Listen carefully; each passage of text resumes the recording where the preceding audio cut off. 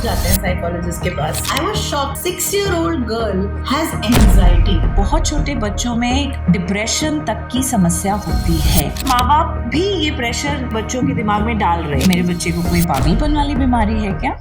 Hello everyone, I am super excited today because we have with someone who has so much to share with us, especially parents, because a lot of times we don't understand why our child is behaving in a certain way and we don't seek proper help. We just dismiss the symptoms in early childhood और आगे जाके हमारे बच्चों को बहुत problem होती है। आज हमारे साथ हैं डॉक्टर आस्था शर्मा, जिनको 15 साल का एक्सपीरियंस है and she is a clinical psychologist. Welcome, Dr. Astha. Thank you so much. Thank you. I am so glad you are here. After so many trials, we could finally get you on our show. And I am so excited to have this conversation with you. I am also very happy to be here. So, थोड़ा सा अपनी journey के बारे में बताइए कि आपको psychology में इंटरेस्ट कहाँ से आया? क्योंकि मेरा इंटरेस्ट तो बहुत लेट, जब ये सारा कोविड और मेंटल हेल्थ और डिप्रेशन और ये सब होने लगा, तब मैंने रियलाइज किया how important it is for everybody to have a little knowledge about psychology. लेकिन आपने तो पढ़ाई तब करी थी जब लोगों को लगता था सिर्फ पागल लोग जाते हैं साइकोलॉजिस्ट के पास। अभी भी कुछ लोगों को ऐसा लगता है। मेरी जर्नी काफी इंटरेस्टिंग रही है एक्चुअली। मैं पहले साइकोलॉजी में नहीं जाना चाहती थी।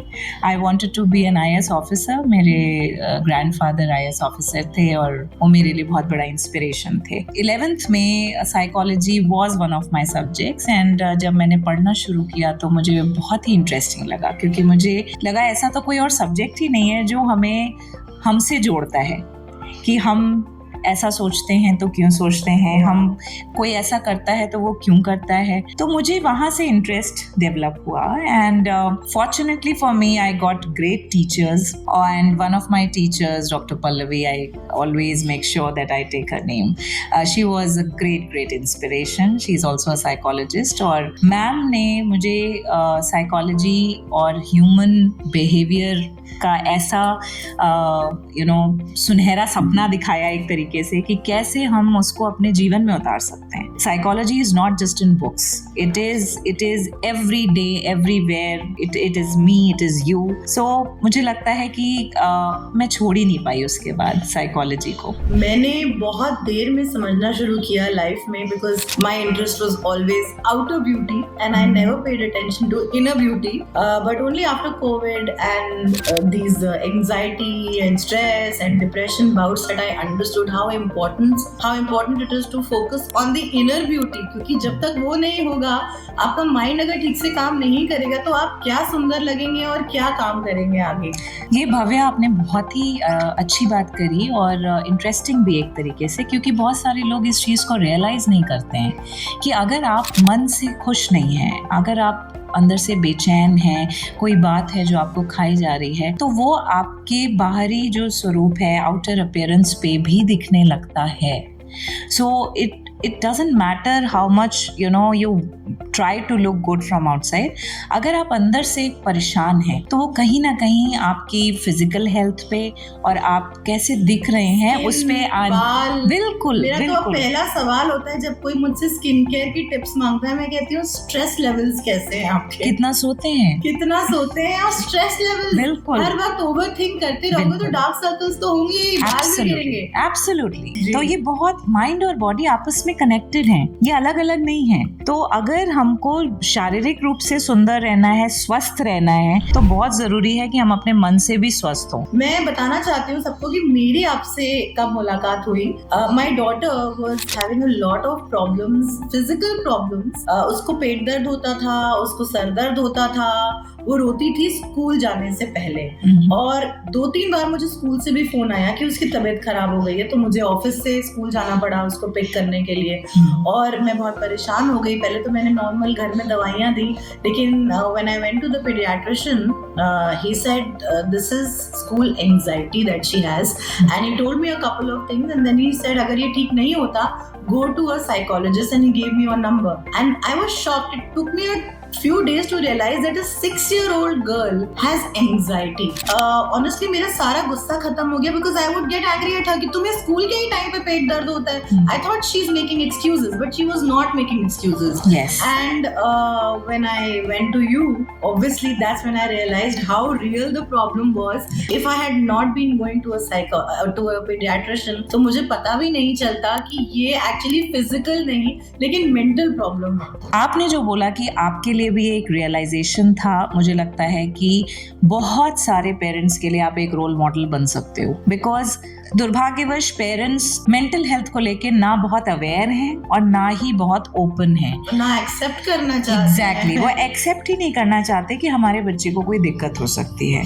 मानसिक दिक्कत नहीं, वो कैसे हो सकती है. दिमाग में पहली चीज ये आती है कि मेरे बच्चे को पागल बोल रहे हैं क्या, कि मेरे बच्चे को कोई पागलपन वाली बीमारी है क्या. I am happy and I am proud कि आपने ऐसा नहीं सोचा और आप अपने बच्चे को लेके आए. और अल्टीमेटली बहुत छोटे बच्चों में डिप्रेशन तक की समस्या होती है और कारण बहुत सारे हो सकते हैं. परिवार में अंदरूनी कुछ कारण हो सकते हैं, स्कूल संबंधित कारण हो सकते हैं. तो मुझे लगता है कि सभी पेरेंट्स को who are out there listening to this podcast थोड़ा सा थमने की जरूरत है और सोचने की जरूरत है कि कहीं कुछ ऐसा है क्या जो हम नहीं कर रहे और हम कर सकते हैं, क्योंकि सही समय पे सही इलाज होना बहुत जरूरी है. इट इज सो नाइस कि अगर पेरेंट्स ये रियलाइज करें कि हम में ये कैपेबिलिटी नहीं है, हम क्वालिफाइड नहीं है अपने बच्चे को काउंसल करने के लिए, समझाने के लिए. हमें किसी प्रोफेशनल की हेल्प सीख करनी ही है इस चीज में. बहुत ही पर्टिनेंट पॉइंट, बहुत ही जरूरी पॉइंट बाबा आपने पॉइंट आउट किया है यहाँ पे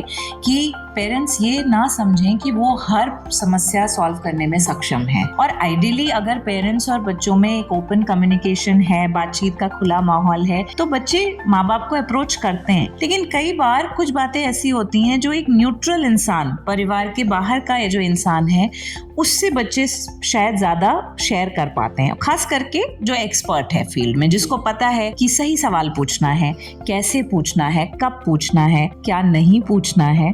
ये सब जरूरी है और ये ट्रेनिंग से ही आता है. तो आप कोई हमारे साथ एक केस शेयर करना चाहेंगे जिससे कुछ पेरेंट्स को थोड़ी एनलाइटमेंट मिले इस टॉपिक पे? कोई 5-6 साल के बच्चे इसी एज के? 5-6 साल के तो बच्चा नहीं, हाँ एक क्लास 5th का बच्चा था, मैं उसके बारे में शेयर कर सकती हूँ. मैं उस समय दिल्ली में प्रैक्टिस करती थी और क्लास 5th का एक बच्चा था, बोर्डिंग स्कूल में था एंड मैं एक स्कूल में जाती थी एज अ विजिटिंग कंसल्टेंट. तो उसके बहुत बिहेवियरल प्रॉब्लम्स थी, व्यवहारिक दिक्कतें बहुत ज्यादा थी. टीचर्स कहते थे क्लास में बैठता नहीं है, गुस्सा बहुत है, दूसरों को मारता पीटता है, मतलब वायलेंट हो जाता है, किसी चीज में कोई इंटरेस्ट शो नहीं करता, एकेडमिक डिक्लाइन भी है, उसका पढ़ाई में मन नहीं, ग्रेड्स गिर रहे हैं. तो मुझे वो केस मिला और वो बच्चा मुझे आज भी याद है, जब पहली बार मेरे सेशन में आया तो वो आई कांटेक्ट भी नहीं बना रहा था ठीक से. हम किताब पढ़े हुए हैं, बच्चे और पेशेंट किताब पढ़ के नहीं आते, तो उनके अपने प्रेजेंटेशंस होते हैं, अपने तरीके होते हैं. मुझे 2 से 3 सेशन लग गए उस बच्चे के साथ कंफर्ट एस्टैब्लिश करने में, जिसमें वो बच्चा तब भी बोला नहीं. 45 मिनट मेरे पास रहता था लेकिन बोलता कुछ नहीं था, ना अपने बारे में बताता था, ना फैमिली के बारे में बताता था. तो मैंने कुछ पेजेस और कलर्स रखे हुए थे अपने पास और मैं धीमे से उसको आगे कर देती थी कि उस बच्चे का नाम नहीं लूंगी, बट लेट्स से एक्स के सामने मैं रख देती थी और कहती थी कि तुम इस पे कुछ ड्रॉ करो, जो भी तुम्हारा मन करे. तो उसने दूसरे या तीसरे सेशन में कुछ कलर्स उठाए और सारे डार्क कलर्स, जैसे ब्लैक हो गया, ग्रे हो गया, रेड हो गया, जो हम लोग कलर साइकोलॉजी के हिसाब से थोड़ा सा वैसे कलर्स मानते हैं. और जो वो फिगर्स बनाता था वो बड़े पैरा ह्यूमन फिगर्स बनाता था, मतलब जो कार्टून टाइप होते हैं उस टाइप के. एंड उसमें उसकी ड्राइंग्स में एक खासियत थी कि वो एक बच्चा फिगर बनाता था जो थोड़ा डिस्टेंट, और एक फादर का फिगर बनाता था डिस्टेंस पे, और एक घोस्ट लाइक फिगर बनाता था थोड़ा दूर, और मैक्सिमम उसकी ड्राइंग्स ऐसी होती थी. तो मैंने धीमे धीमे उससे करके पूछना शुरू किया, फैमिली हिस्ट्री एक्सप्लोर करी, तो पता चला कि फादर जो है, मदर अब नहीं है, mother passed away, and father was planning for second marriage. Father के साथ उसके रिलेशनशिप अच्छे नहीं थे and that explains the distance distance between the child figure and the man figure. And ghost like figure in the background हम मान सकते हैं कि probably mother figure वो जो बनाना चाह रहा था. धीमे धीमे वो comfortable होना शुरू हुआ तो उसने explain करना शुरू किया और मुझे पता चला कि बोर्डिंग में रहता है तो सीनियर बच्चे उसको बुली करते हैं, सीनियर बच्चे उसको मारते हैं, तो उसका एग्रेशन बहुत था. फादर महीनों मिलने नहीं आते थे, तो उसका कोई कांटेक्ट नहीं था, कोई सिबलिंग नहीं था. टीचर्स हर समय कंप्लेन करते रहते थे कि तुम ये नहीं करते, तुम वो नहीं करते, ये बच्चा तो बिल्कुल बेकार है. उसको पनिशमेंट में बाहर क्लास के भेज देते थे, वो बाहर कॉरिडोर्स में घूमता रहता था तो और डांट पड़ती थी. Probably there was no one to understand what was going on. धीमे धीमे थेरेपी में वंस ही गॉट कंफर्टेबल उसका काफी चेंजेस आए, उसके कलर चॉइसेस चेंज हो गए एंड उसके ह्यूमन फिगर्स बनने लग गए, जो अजीब पैरा ह्यूमन टाइप फिगर्स बनाता था.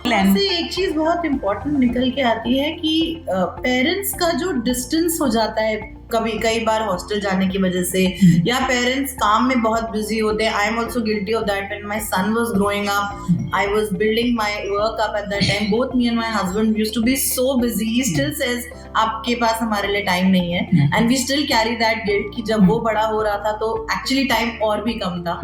So how does that affect the child? Parents not being available. I'll come to that. First, let me finish what happened with that child. Yes. तो उसमें exhibition में I took him एंड हमने मिलके जो waste material होता है उससे कुछ कुछ बनाया. और आप इमेजिन नहीं कर सकते, that child had great artistic skills. Unfortunately किसी टीचर ने उसके इस इंटरेस्ट को टैप ही नहीं किया था. So this is very much like तारे जमीन पर. हाँ बिल्कुल, आप कह सकते हो. और उसने इतना बढ़िया बनाया, पूरा उसने बोर्ड बनाया था जो पेंसिल शेविंग्स होती हैं, जो टूटी बैंगल्स होती हैं उससे, और जो स्टोन्स होते हैं. And he did a wonderful job. He got first prize for that. And धीमे धीमे उसके बिहेवियर में इतने चेंजेस आए, उसका एकेडमिक इंटरेस्ट जो है वो वापस आया.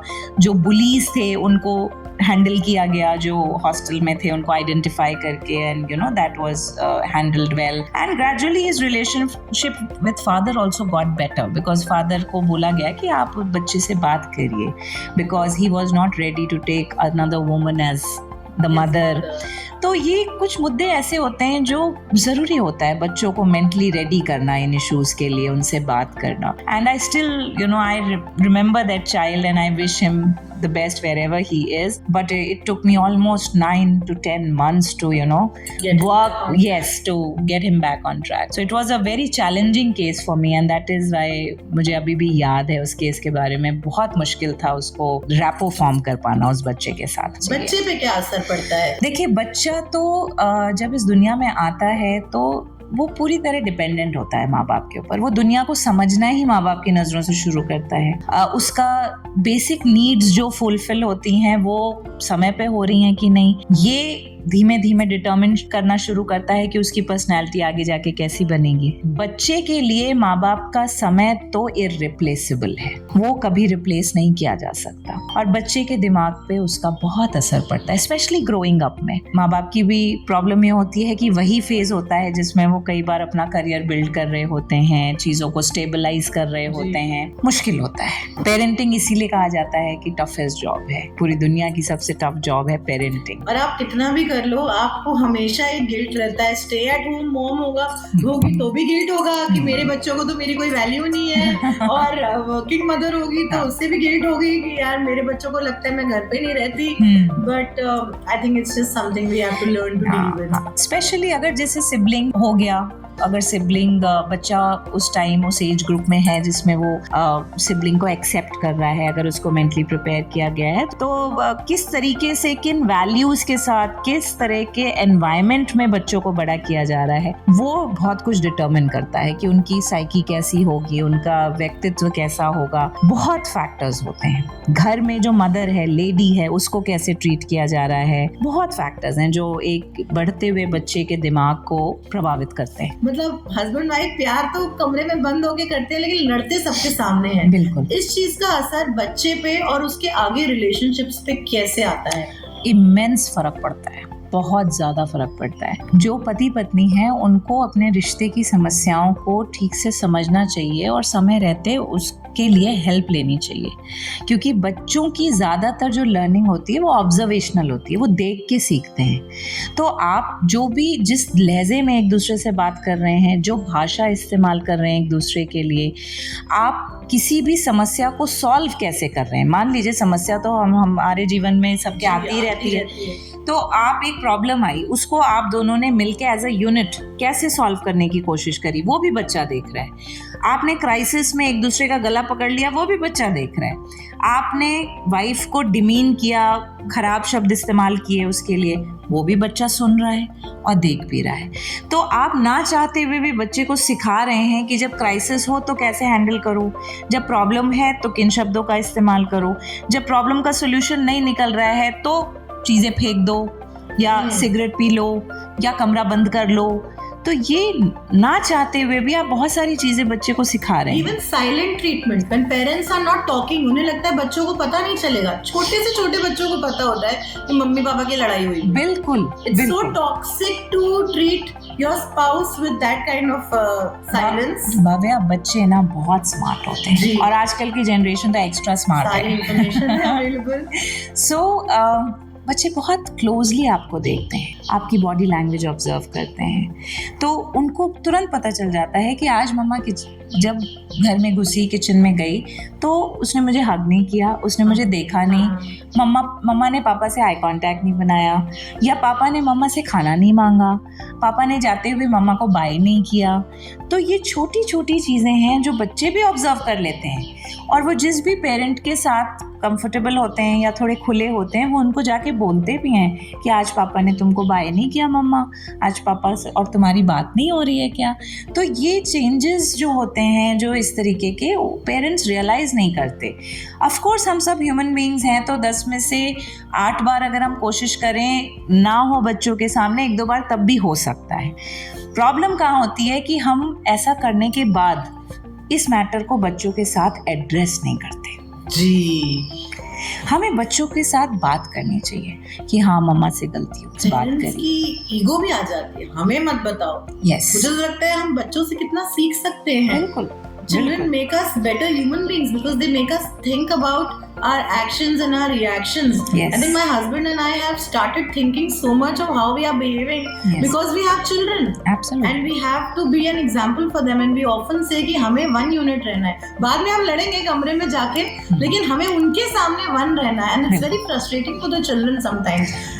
They tell me आप तो वही करेंगे जो पापा कहेंगे, और पापा से भी यही कहते हैं, but we feel nice कि at least they know कि कोई यहाँ प्रॉब्लम नहीं है। नहीं, अगर है भी, मैं कह रही हूँ अगर प्रॉब्लम है भी, क्योंकि अल्टीमेटली कोपिंग स्किल्स भी तो हम बच्चों को सिखाएंगे ना एज पेरेंट्स, वो कहाँ से सीखेंगे।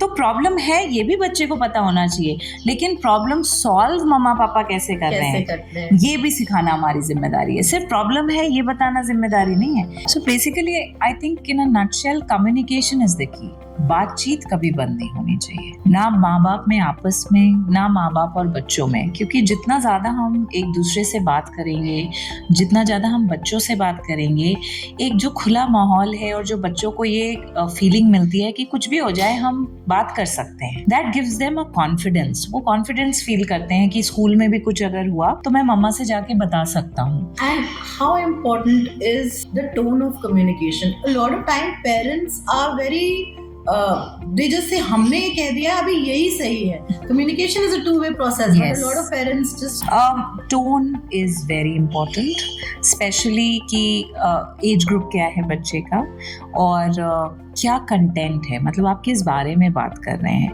तो ज़रूरी, मैं ये नहीं कहूँगी कि डांट ज़रूरी नहीं होती, कभी कभी वो भी ज़रूरी होती है, बट डिग्रेडिंग रिमार्क्स बच्चे के लिए या पर्सनल रिमार्क्स जो डेरोगेटरी हैं, जो ख़राब हैं, जो बच्चे के कॉन्फिडेंस को ख़त्म करते हैं। फॉर एग्जाम्पल कि तुम तो ज़िंदगी में कुछ कर ही नहीं सकते, अरे तुम्हें मैथ्स नहीं आती, तुम तो लाइफ में कुछ बन ही नहीं पाओगे, है ना।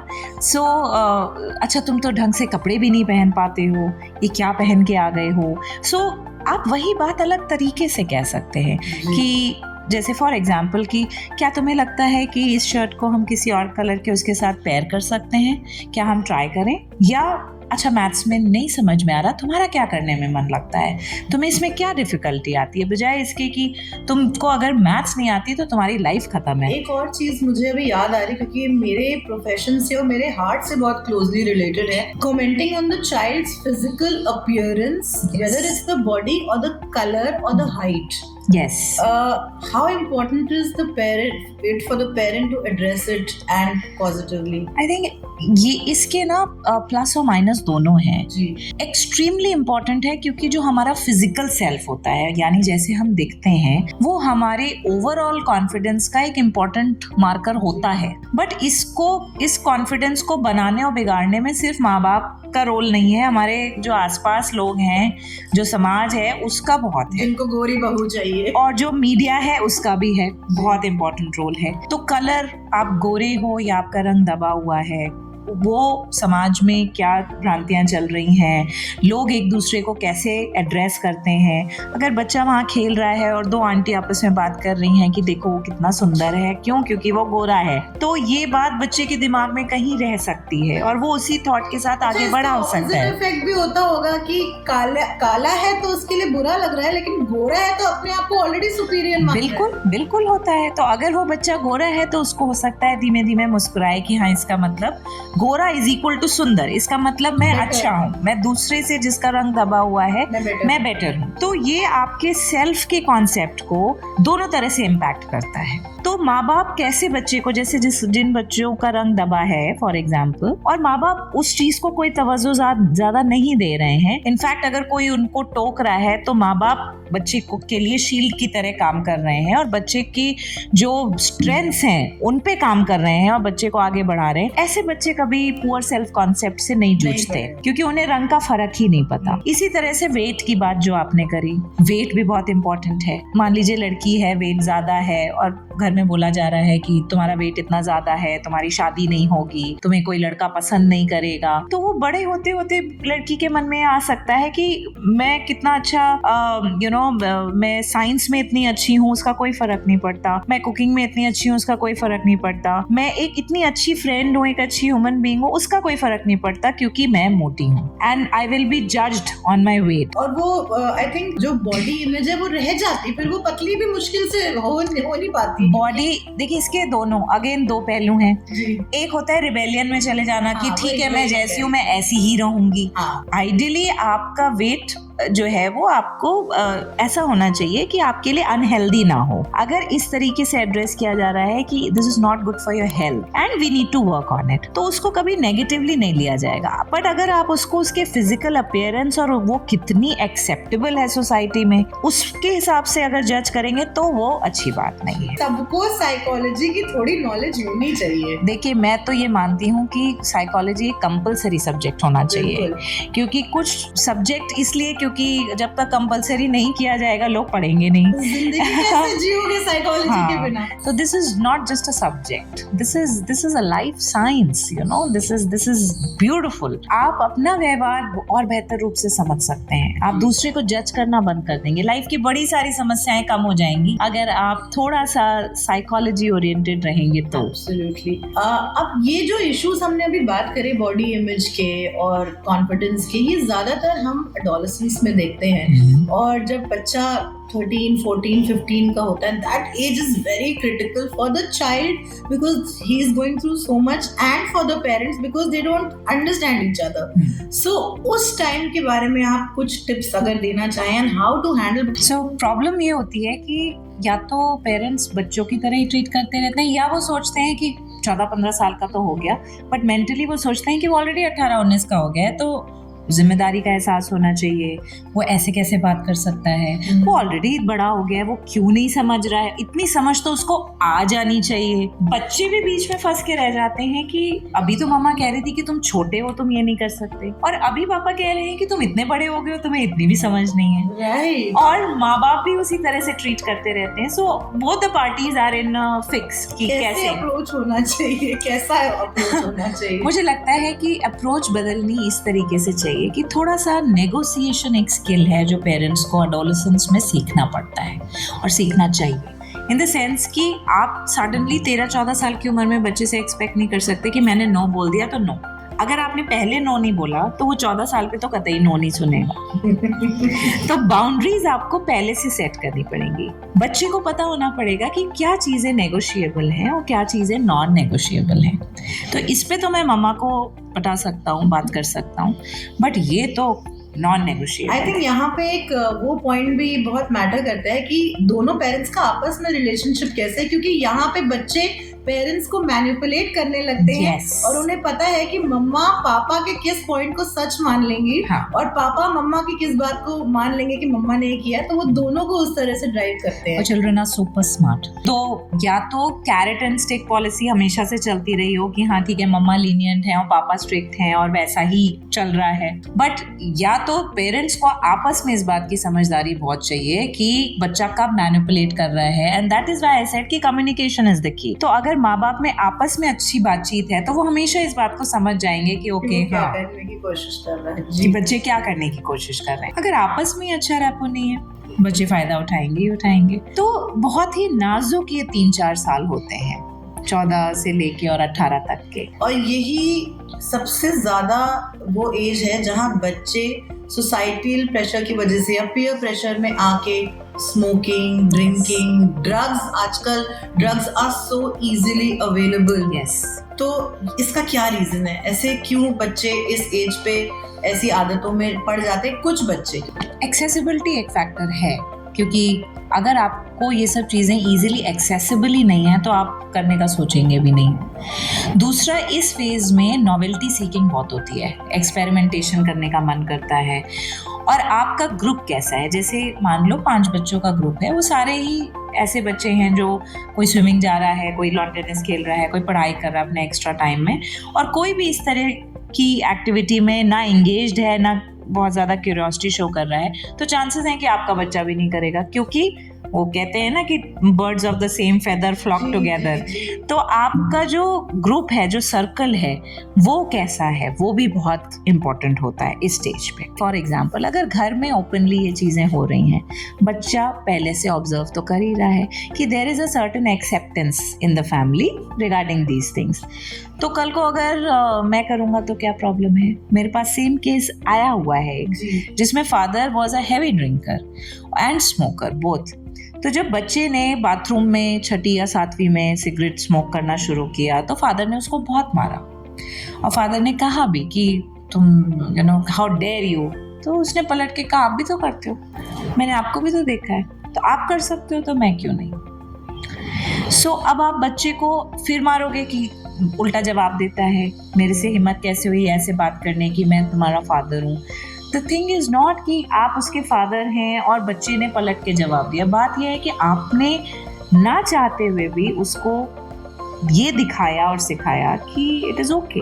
हमें कैसे अप्रोच करना चाहिए इस चीज को? मुझे लगता है बात करनी चाहिए बच्चों से कि what is okay and what is okay again depends you know from family to family. जैसे आपकी फैमिली में आपके फादर ओके थे, but of course drinking is not okay. I mean it's not healthy. Yes. It might be okay. Yes. Just like having a pizza or a burger, but it's not healthy. Yes. That everybody Yes. knows. तो इन चीज़ों के बारे में पहले से बात करनी ज़रूरी है कि जितना अर्ली ऑनसेट होता है इन चीज़ों का, जितना आपने कम उम्र में ये चीज़ें शुरू की होती हैं, उतना मुश्किल होता है इनको छोड़ना।